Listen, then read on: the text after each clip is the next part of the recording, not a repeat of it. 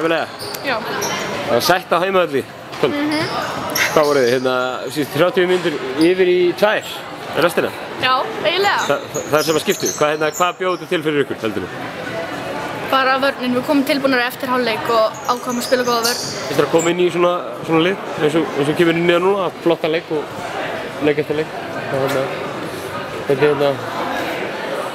Hvernig finnst þið tilfinningi vera að koma inn í liðið svona? Mér finnst það bara mjög skemmtilegt, sko. Þetta eru fínir liðsfélagar og allir mjög skemmtilegar og góðar. Já, nú er hinleikurinn að fara í gang. Það er Grindavík Haukar, eitthvað svona óskamótari sem að við fá í úrslitum þessar fyrirtækjabyggjars.